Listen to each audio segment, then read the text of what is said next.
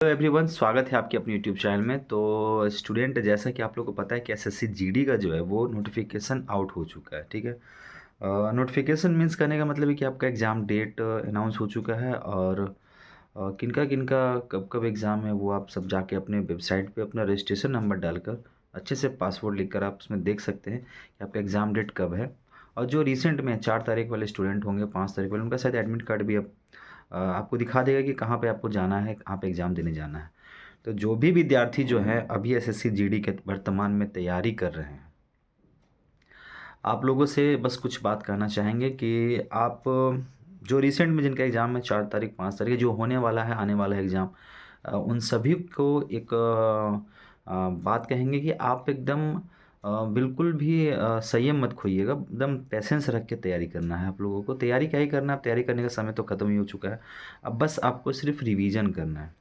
अब रिवीजन करना कैसे है, इसको ये सबसे बड़ी मायने है। अब जो स्टूडेंट ऐसे सोचते होंगे कि नहीं भाई, एडमिट कार्ड आया है, एग्ज़ाम डेट आया है, अब पढ़ना हम स्टार्ट करेंगे। तो आपको एक बात बता दें कि आप जो स्टूडेंट ऑलरेडी पहले से तैयारी करते हुए आ रहे हैं, उनको इन सब से स्टूडेंट से घबराने की ज़रूरत नहीं है, डरने की ज़रूरत नहीं है। ये सब सिर्फ़ अपने आएँगे, जाएँगे, बस आपको फ़ाइट करना है अपने से ऊपर लेवल के स्टूडेंट लोगों को, जो ऑलरेडी 1-2 एग्ज़ाम मान लीजिए बैठे हुए हैं और वो क्रैक किए हुए थे, बट अनफॉर्चुनेटली वो मेडिकल में छँट चुके हैं और किसी कारणवश मेरिट नहीं बन पाया, तो उनसे आपको फ़ाइट करना जो अभी रिसेंट में 1 साल से विगत तैयारी कर रहे हैं। तो आपको घबराना बिल्कुल भी नहीं है, बस संयम रखना है अपने अंदर में। और एग्ज़ाम डेट आ चुका है तो यह सोच के ज़्यादा डिप्रेशन में नहीं जाना है कि भाई अब क्या होगा मेरा, क्या पढ़ें नहीं पढ़ें। बस आपको गाइडेंस किया जा रहा है कि आप हर टाइम आपको बताया जा रहा है कि किस टाइम पे क्या पढ़ा जाएगा, बस आपको उसको फॉलो करना है। और एकदम सुचारू रूप से आपको जो है अपना समय को जो है ना अपने आप को स्टडी पे एंगेज करना है, ठीक है? पढ़ाई पे एंगेज करना है। ऐसा नहीं कि आप एकदम अम, पढ़ रहे फिर आप एकदम गायब हो जाएँ, ऐसा नहीं है। कंटिन्यूटी आपके अंदर में होना चाहिए पढ़ाई को लेकर के, तभी जाके आपको आपका जो है एग्ज़ाम अच्छा जाएगा। और याद रखिएगा, सिर्फ़ क्वालीफ़ाई करना ही आपका मकसद नहीं होना चाहिए, आपका मकसद जो है वो मेरिट रखना है। अब जो बच्चे सोच रहे हो कि इसमें क्या है, तो आपको बता दें कि अगर मान लीजिए आप पढ़ाई कर रहे हो, ठीक है? और आप पास ही कर गए, आपका रिज़ल्ट आ गया फिर आपका मेरिट नहीं बन पाया, तो फिर आपका 1 साल खराब हो गया। आप 1 साल आपका जो है बैक होने वाला है। तो आपको ऐसा रिवीज़न करना है कि आप मेरिट बना पाओ, इसी नंबर पे अपना मेरिट रख लो, ताकि आप निश्चिंत हो जाएँ, फ्री हो जाएँ और आप आगे के बारे में सोचें। अब उसके लिए रणनीति बनाना पड़ेगा कि आप जो भी नोट्स तैयार किए हो, जो भी नोट्स आप तैयार किए हो, चाहे वो हिस्ट्री का हो, चाहे इकोनॉमिक्स हो, पॉलिटी हो, ज्योग्राफी हो, या फिर मैथ हो, या फिर आपका रीज़निंग हो, और आप कह सकते हैं हिंदी हो, तो आप उस नोट्स को निकाल लीजिए। ठीक है? समय आ चुका है कि आप उस नोट्स को पढ़ना स्टार्ट करेंगे, यानी कि रिवीज़न करना शुरू करेंगे। और बस रिवीज़न करना है आपको, एकदम सुचारू रूप से रिवीज़न करना है, बिल्कुल भी घबराना नहीं है कि क्या होगा, नहीं होगा, कैसे होगा, बिल्कुल भी सोचना नहीं है। बस रिवीज़न करना है, टाइम टू टाइम रिवीज़न करना है और रिज़ल्ट को एकदम फाड़ के आना है। भाई कोई टेंशन की बात नहीं है।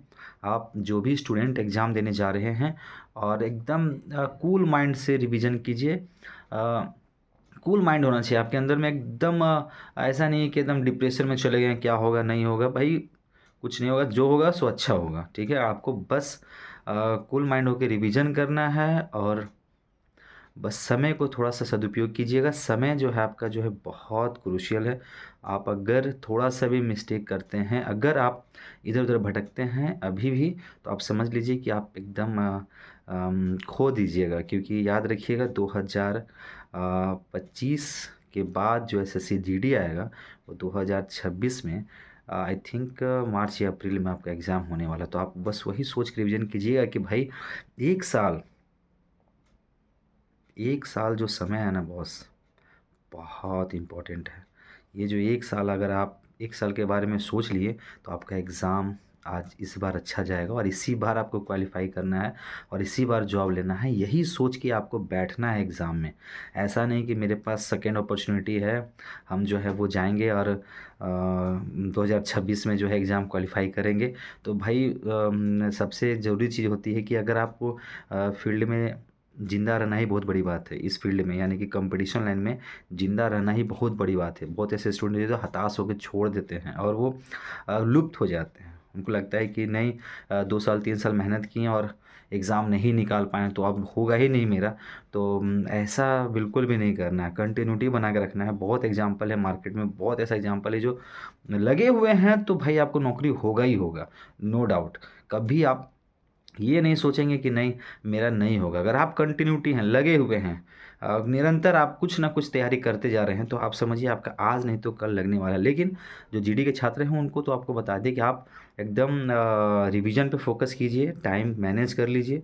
आपको इस सब्जेक्ट को इस टाइम पे पढ़ना है, इस सब्जेक्ट को इस टाइम पे पढ़ना है और बिल्कुल भी घबराना नहीं, एकदम चिल होके तैयारी कर रिवीजन करना है, बस रिवीजन करना है। आपको अपने से नीचे स्तर के स्टूडेंट को जो सोचे हैं कि हाँ, अब हम पढ़ना स्टार्ट करेंगे, तो उनके बारे में बिल्कुल भी नहीं सोचना है।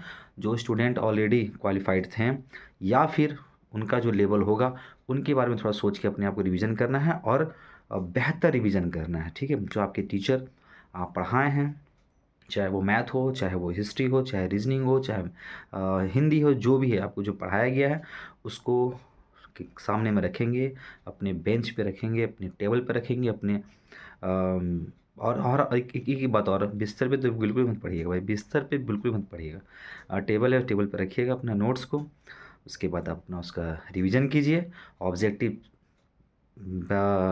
को पढ़ते जाइए और हाँ, सेट आपका जो भी 4 तारीख तक के जो स्टूडेंट है, 4 या 5 को जिनका एग्ज़ाम है, अब सेट मारने का आपका समय नहीं है। सेट बिल्कुल ही मत मारिएगा, सेट मारने से आपका जो है वो टाइम अब जाने वाला है। जो आप सेट अटेम्प्ट करते थे वो कर चुके हैं, अब समय नहीं है कि आप सेट अटेम्प्ट करें, ठीक है? सेट अटेम्प्ट करने से हो सकता है कि आपको लगे कि भाई कम नंबर आया तो फिर आप डेमोरालाइज़ हो जाएँगे और फिर लगेगा कि यार हम जाएँ नहीं एग्ज़ाम देंगे। इससे अच्छा है कि आप सेट बिल्कुल भी अटेम्प्ट मत कीजिएगा। अभी जिनका एग्ज़ाम है रिसेंट में, आप बस अब आप रिवीजन पे फ़ोकस कीजिए, चैप्टर को पकड़िए, बुक्स को पकड़िए, नोट्स को पकड़िए और पढ़ते जाइए। बस अपना तैयारी को मज़बूत कीजिए और जो भी एसएससी जीडी वाले स्टूडेंट हैं, आप सभी को मेरी तरफ से, हमारे संस्थान की तरफ से ढेर सारी शुभकामनाएँ और बेस्ट ऑफ लक। ईमानदारी के साथ रिवीजन कीजिए, बिना कोई छल कपट के। याद रखिएगा कि आपसे, आपके सपने से बहुत लोगों का भला होने वाला है। अगर आप इस जॉब को अचीव करते हैं तो हो सकता है आपका घर, आपका परिवार सब बदल जाए, ज़िंदगी बदल जाएगा। बस यही सोच के आपको रिवीजन करना है और अगर कभी डिमोटिवेट होते हैं आप, तो एक बार ज़रूर अपनी मम्मी का चेहरा और पापा का चेहरा ज़रूर देख लेना। भाई आपको उससे पॉज़िटिविटी मिल जाएगा और उसके बाद आप पढ़ाई रिवीजन करते रहना। घर से बिल्कुल भी नहीं निकलना है अभी जब तक आपका एग्ज़ाम है।